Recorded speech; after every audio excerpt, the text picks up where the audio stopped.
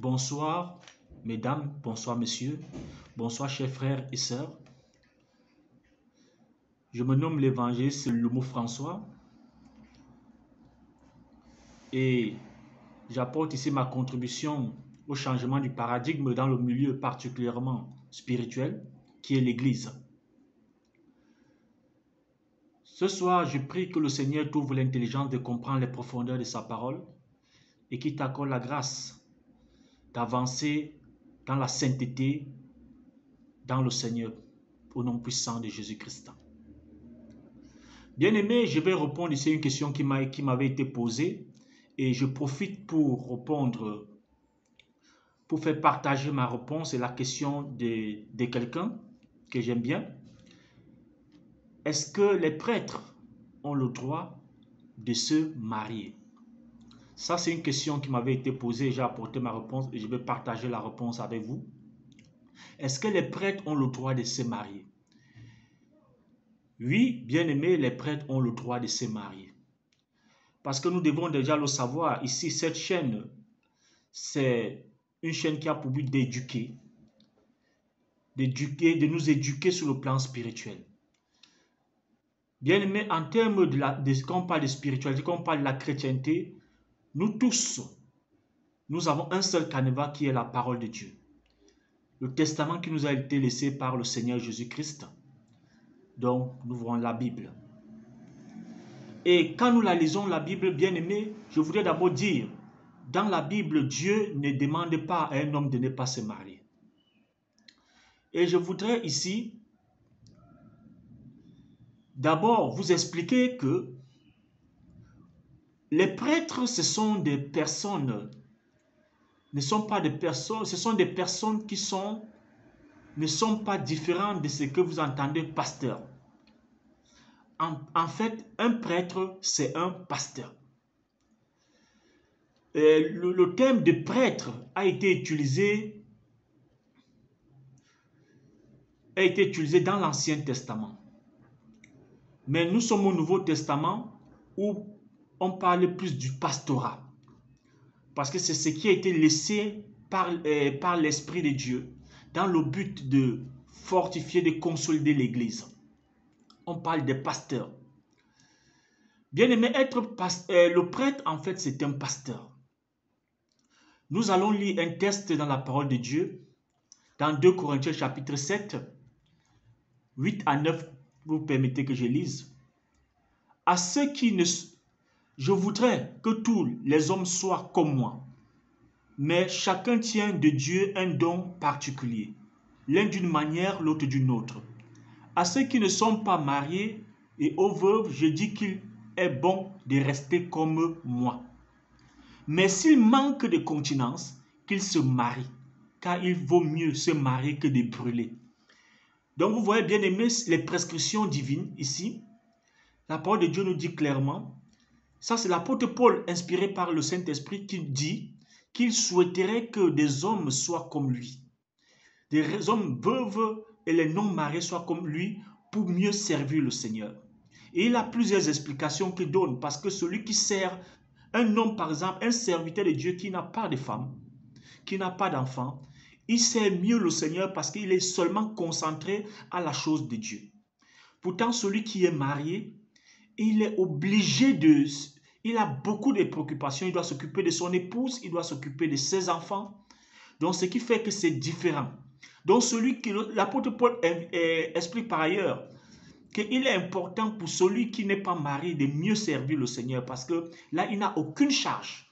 Il ne réfléchit à rien d'autre. Mais, bien aimé, on ne contraint pas un serviteur de Dieu à ne pas se marier. En fait, ce qui se passe, c'est que l'Église catholique fonctionne avec la doctrine biblique et la tradition catholique. Donc, dans la tradition catholique, qui n'a rien à voir avec la parole de Dieu, qui n'a rien à voir avec la doctrine biblique, on dit si vous voulez être prêtre, vous ne pouvez pas vous marier. Mais bien aimé, c'est une tradition des hommes qui n'a rien à voir avec Dieu. Dieu n'est pas dans cette tradition. Donc, un prêtre a le pouvoir de se marier, a la possibilité de se marier, parce qu'il est dit ici mais s'il manque de continence, ça veut dire que si tu as pris le vœu de ne pas te marier, de servir Dieu en tant que prêtre, et tu sens que tu ne peux pas, bien-aimé, l'apôtre Paul, l'Esprit de Dieu nous dit dans ce texte que tu dois rompre cela. C'est mieux de se marier. Pourquoi? Parce que, bien-aimé, un prêtre, par exemple, un homme qui va avec une femme qui n'est pas mariée et qu'il n'a pas épousée, on appelle ça de la fornication ou de l'adultère. Si c'est un homme marié, on va parler d'un homme adultérien. Donc, s'il n'est pas marié, on va parler de fornication. Et maintenant, si un homme, un prêtre, qui est serviteur de Dieu, qui a besoin, qui ne peut pas se contenir, Dieu nous l'interpelle ici, dans ce texte, en disant, si tu ne peux pas te contenir, va et épouse une femme. Parce que, bien aimé, un prêtre qui se retrouve dans cette situation où il n'est pas marié, mais il couche avec des femmes de gauche à droite, bien aimé, il est dans une situation très dangereuse. Parce que si la mort vient le prendre là, bien aimé, il ne verra pas la face de Dieu. Parce qu'il va se retrouver ou dans la fornication ou dans l'adultère pour celui qui est marié. Donc, bien aimé, au lieu d'obéir à une tradition humaine qui te pousse dans le péché, il est préférable de désobéir à une tradition humaine et d'obéir à la parole de Dieu. Donc, la parole de Dieu nous dit, prêtre qui est pasteur, en fait, les prêtres ce sont les pasteurs comme je l'ai dit, il a le droit de se marier. Donc, si la doctrine, si la tradition de l'Église catholique l'empêche de se marier, il est libre de démissionner et d'aller prendre une épouse. Parce que s'il brûle, au lieu de se retrouver dans la fornication qui est interdite par Dieu et qu'il le sait très bien, c'est encore préférable de démissionner dans cette charge ou bien exercer ta vocation pastorale en dehors de la tradition de l'Église catholique. Là, en ce moment, il sera un serviteur de Dieu, marchant dans les principes de Dieu, obéissant à la parole de Dieu, qui lui autorise à se marier pour éviter de tomber dans la fornication. Parce que les hommes bien-aimés, ce ne sont pas des robots. Dieu a conçu un homme, il a conçu aussi la femme. L'homme doit avoir la femme.